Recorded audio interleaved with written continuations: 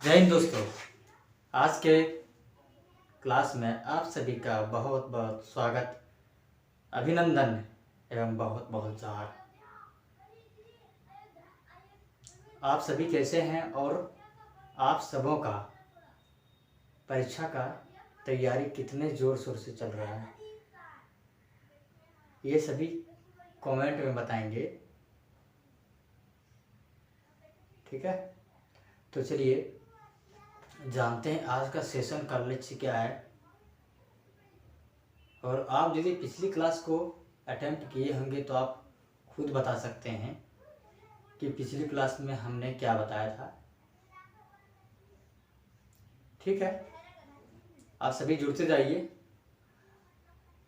बताते चले कि आज की क्लास वाष्पीकरण के कारण,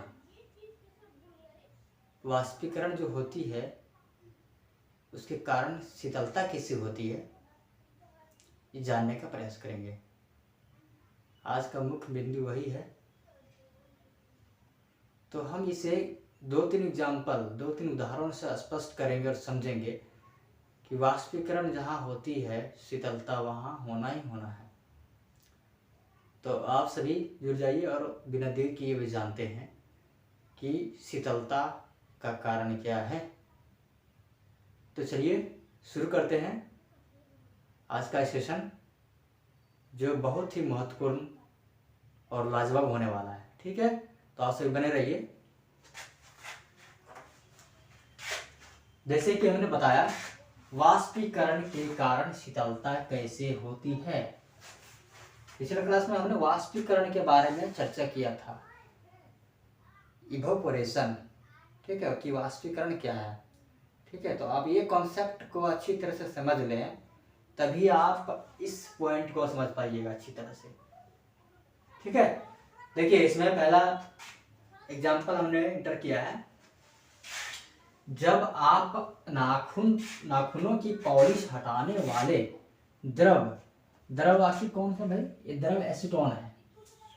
द्रव क्या है, एसीटोन को अपनी हथेली पर गिराते हैं तो इसके कण आपकी हथेली या उसके आसपास से क्या है, हथेली या आसपास से ऊर्जा प्राप्त कर लेते हैं। क्या कर लेते हैं, आसपास से ऊर्जा प्राप्त कर लेते हैं, एनर्जी प्राप्त कर लेते हैं और वाष्पीकृत हो जाते हैं। और क्या होते हैं, वाष्पीकृत हो जाते हैं, जिससे हथेली पर शीतलता महसूस होती है। जिससे क्या होती है, हथेली पर क्या महसूस होती है, शीतलता, जिसके बारे में हम अध्ययन करना चाह रहे हैं कि वाष्पीकरण के कारण शीतलता होती है तो आखिर कैसे होती है। तो हमने तो यही पढ़ा कि जब हथेली पर गिर जाते हैं द्रव तो इसके कारण हथेली या उसके आसपास से ऊर्जा प्राप्त कर लेती है, आसपास से ऊर्जा प्राप्त कर लेती है। और ऊर्जा प्राप्त करने के बाद क्या होती है, वह वाष्पीकृत हो जाती है। वह क्या होता है, वाष्पीकृत हो जाती है, जिससे हथेली पर शीतलता महसूस होती है। जिससे क्या होती है, हथेली पर हमें शीतलता महसूस होती है। ठीक है, तो आप इसे समझ गए। आप देखिए आपके इसमें भी हम आपको डाउट को पूरा नहीं, इसमें समझदारी में आपकी 100% नहीं है, तो हम दूसरे पॉइंट से, दूसरे एग्जाम्पल से आपको समझाते हैं। तो गौर कीजिएगा, दूसरा एग्जाम्पल हम लेते हैं। तेज धूप वाले गर्म दिनों में लोग अपनी छत या खुले स्थान पर जल छिड़कते हैं।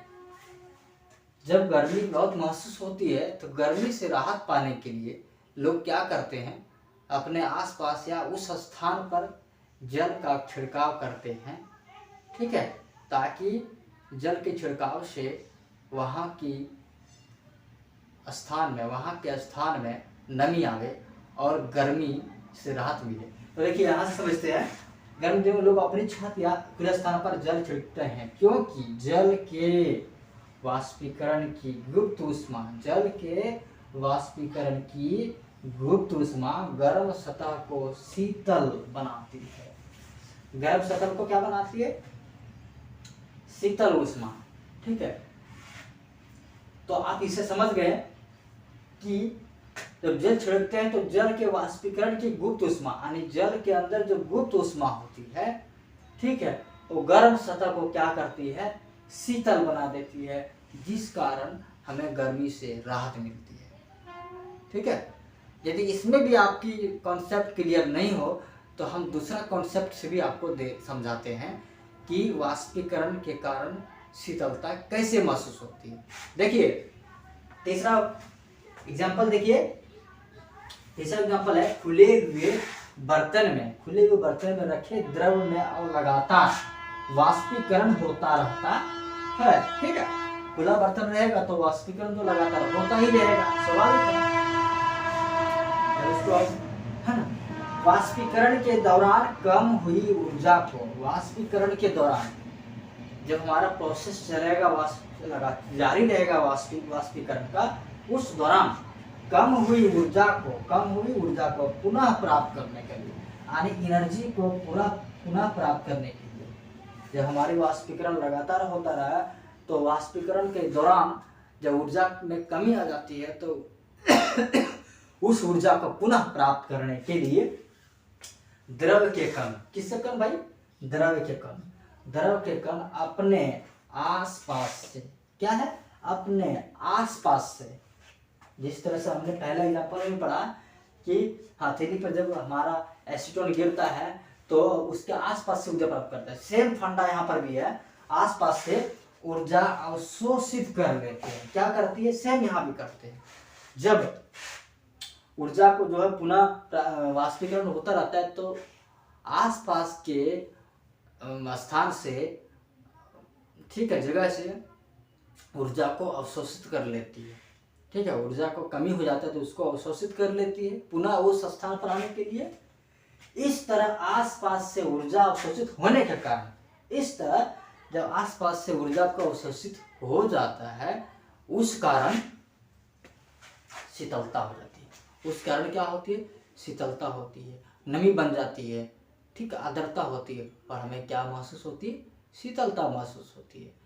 तो हमें पूरी आशा है कि आज के क्लास में, आज के सेशन में बताए गए वाष्पीकरण के कारण शीतलता 3 उदाहरणों द्वारा स्पष्ट किया गया है, जो आप भली भांति समझ गए होंगे और आप इसे अपने कौशल के विकास के लिए अपने परीक्षा में भली भांति उसे उतार सकेंगे।